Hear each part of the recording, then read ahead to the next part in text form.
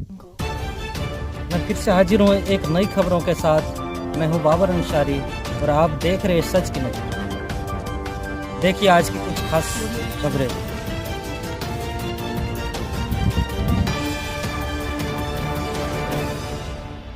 पत्रकारों के आरोपी कब गिरफ्तार होगी? आरोपी की पत्नी पत्रकारों के ऊपर अभद्र टिप्पणी, इसी पर आज चर्चा होगी। जो हमारे चैनल पर नए हैं, चैनल को सब्सक्राइब कर ले ताकि आने वाले वीडियो आप तक तुरंत पहुंचे। अब खबरें जानिए विस्तार से। भारतीय मीडिया फाउंडेशन के बिहार इकाई प्रवक्ता गौरव सिंह राठौड़ का बयान की गिरफ्तारी कब तक? भारतीय मीडिया फाउंडेशन के बिहार इकाई के प्रवक्ता एवं समाजसेवी गौरव सिंह राठौड़ ने मीडिया के साथ बातचीत में एक और बयान देकर आरोपी सरकारी शिक्षक के पत्नी 4 नंबर वार्ड पार्षद सवाल के निशान लगा दिए। आरोपी चांद खान की पत्नी पर भी कार्रवाई होनी चाहिए, क्योंकि आरोपी की पत्नी ने भी पत्रकार बलजीत पासवान के बारे में अपशब्द भाषा का प्रयोग की है। बोलने नहीं आता है, हकलाकर बोलता है, पत्रकारिता की डिग्री नहीं है। आखिर यह सब आरोप लगाने वाले कौन सा अधिकारी है? गौरव सिंह राठौड़ ने कहा आरोपी की पत्नी पर भी मामला बनता है। देखिए पूरी खबर। होनी चाहिए। देखिए, मैं समझता हूं कि इस तरह का बयान आना बेहद दुर्भाग्य की बात है। हम लोग भारतीय संस्कृति को अपनाते हैं और भारतीय संस्कृति में हमारा दायित्व होता है कि हम महिलाओं का सम्मान करें, और हम लोग का ये अधिकार भी होता है कि महिला भी उतना ही सम्मान हम पुरुषों को करें। अगर कोई महिला यानी कि चांद खान जो शिक्षक है, उनकी पत्नी बोली है कि बलजीत पासवान को बोलने नहीं आता है, वो हकला करके बोलते हैं, औ बोलते हैं, तो निश्चित तौर पर ये समझ में आता है कि उनको प्रशासन से कोई भय नहीं है। अभी जिस तरह का हालात है, जिस तरह से चांद खान के ऊपर कार्रवाइयाँ की जा रही है प्रशासन के द्वारा, और जिला शिक्षा विभाग के द्वारा भी सुन रहे हैं कि अब कार्रवाई होने जा रही है, ऐसे में उनको अब तो सही शब्दों का उपयोग करके इस मामले को कैसे दबाया जा सके, कैसे इसको सुलझाया जा सके, इस पर बात होनी चाहिए। लेकिन अगर वो कहती है कि बलजीत पासवान को बोलने नहीं आता है, वो हकला करके बोलते हैं, औ करके बोलते हैं, तो ये बेहद दुर्भाग्य की बात है। हम तो उनको कहना चाहते हैं, जो वार्ड पार्षद हैं, कि आप सबसे पहले अपने पति को संस्कार दीजिए कि वो किसी व्यक्ति से कैसे बात करे, कैसे आचरण करे। आपके पति किसी को गाली गलौज करते हैं, ये भारतीय सभ्यता का उल्लंघन है, ये संविधान का उल्लंघन है। हर व्यक्ति को अपना जीवन शैली जीने का अधिकार है। बलजीत पासवान एक निर्भीक पत्रकार हैं, एक ईमानदार पत्रकार हैं, और उस पर आलोचना करते हैं, उनके व्यक्तिगत रूप से उनके ऊपर टिप्पणी करते हैं, तो ये बिल्कुल दुर्भाग्य की बात है।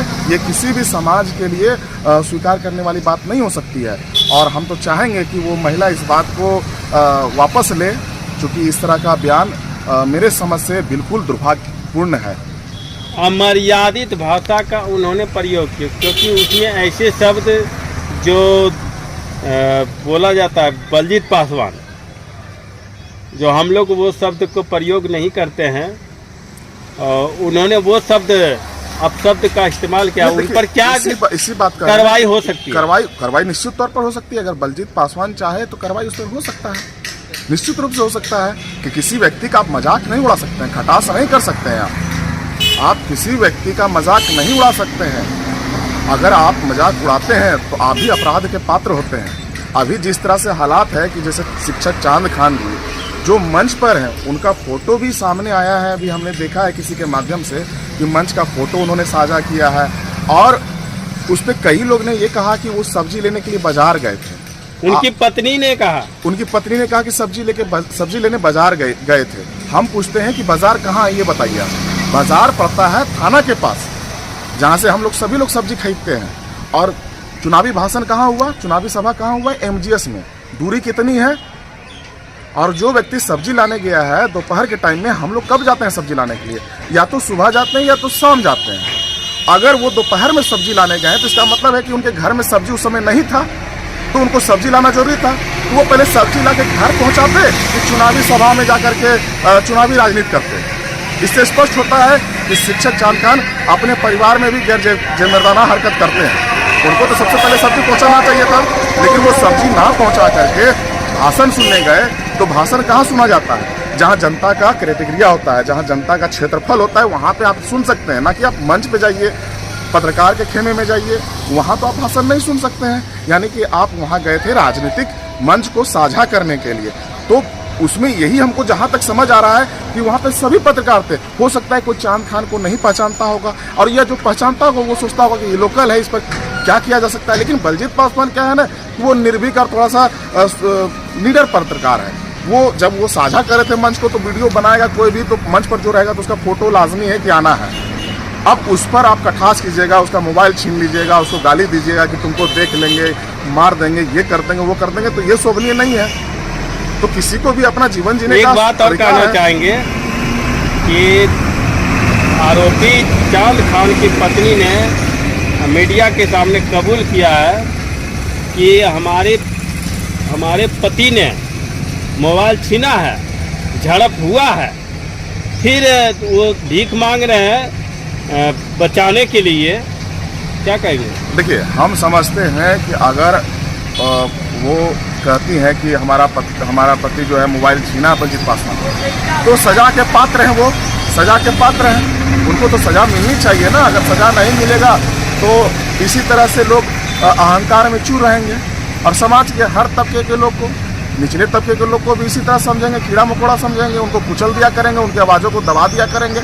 हम लोगों का काम है कि समाज के जितने भी लोग निचले तबके के लोग हैं उनका उत्थान करना, ना कि उनको दबाना। हमारा काम है उनका उत्थान करना, ना कि दबाना। अब वीडियो पत्रकार हैं, वो अब जा रहे हैं मंच पर वीडियो बनाने के लिए, तो निश्चित तौर पर आप उसी समय कहते हैं कि भाई मैं शिक्षक हूँ, मैं आ गया था राजनीति में और मुझसे गलती हो गई, मुझे माफ़ कर दीजिए, मेरा वीडियो मत बनाइए, तो मामला शायद वहाँ ख़त्म हो सकता था। लेकिन आपने क्या किया, उन पर हमला कर दिया, मोबाइल तोड़ दिया। एक पत्रकार का सबसे अनमोल चीज़ होता है कैमरा, मोबाइल, उसी से वो सच्चाई का आईना लोगों तक दिखाता है। आप उसको तोड़ दिया, यानी कि आप सबूत मिटा रहे हैं। सबूत मिटाना भी एक बहुत बड़ा अपराध है, जघन्य अपराध है। जितना अपराध करने वाला अपराधी नहीं है, उतना अपराधी वो होता है जो सबूतों को मिटाता है, वो सबसे बड़ा अपराधी होता है। तो आप किस अपराध से बचिएगा? आरोपी चांद खान को बचाने के लिए जो लोग सामने आ रहे हैं और राजनीति रोटी सेक रहे हैं, उनके लिए क्या कहेंगे? देखिए, इसमें हम समझते हैं कि राजनीतिक रोटी, उस पर ये नहीं जाना चाहते हैं, लेकिन जो लोग अगर सामने आ रहे हैं उनको सच्चाई से परिपक्व होना होगा कि सच्चाई क्या है। बलजीत पासवान के साथ घटना घटी है, बलजीत पासवान के साथ अत्याचार हुआ है, तो बलजीत पासवान के समर्थन में खड़ा होना उन लोगों का दायित्व है, ना कि उनके पक्ष में खड़ा होना जो ये गलत व्यवहार किए हैं। वो सजा के हकदार हैं, उनको सजा मिलनी चाहिए। अगर उनको सजा नहीं मिलती है तो निश्चित तौर पर क्षेत्र में ऐसे दबंग प्रवृत्ति के लोग का बोलबाला होगा, और वो किसी तबके के लोग को नहीं समझेंगे, और ये आने वाला समय के लिए बहुत हानिकारक है। इसलिए सज़ा मिलना चाहिए। हम तो देखे थे एक वीडियो के माध्यम से चेयरमैन साहब को भी, संजय यादव जी को भी हमने देखा बयान देते हुए। हम तो उनसे भी आग्रह करते हैं इस पर निष्पक्ष जांच कराइए, और आप बलजीत पासवान को न्याय दिलाने का कार्य कीजिए, ना कि उनको मदद कीजिए जो ऐसा कृत्य किए हैं। अगर ऐसा आप करिएगा तो निश्चित तौर पर झाझा का विकास में रोड़ा बनेगा, और झाझा में जो दबंग टाइप के लोग हैं उनका बोलबाला होगा। इसलिए हम समझते हैं कि सबों को मिल करके बलजीत पासवान को न्याय देने की बात होनी चाहिए, ना कि बलजीत पासवान को दबाने की बात होना चाहिए। अगर बलजीत पासवान को दबाया जाता है तो निश्चित तौर पर चौथा स्तंभ झाझा से मिट जाएगा, खत्म हो जाएगा, और ऐसे प्रवृत्ति के लोग का बोलबाला हो जाएगा। फिर झाझा का विकास निश्चित तौर पर बाध्य हो जाएगा। और ऐसे भी आप देख रहे हैं कि नगर परिषद में जब से चुनाव हुआ है, विकास का काम एक भी नहीं हो रहा है, लेकिन हाँ, ये सब कामें हो रहा है। जो काम गलत लोग हैं, जो गलत तरीके से कुछ करते हैं, उनको बचाया जाता है। ये दुर्भाग्य की बात है, ऐसा नहीं होना चाहिए।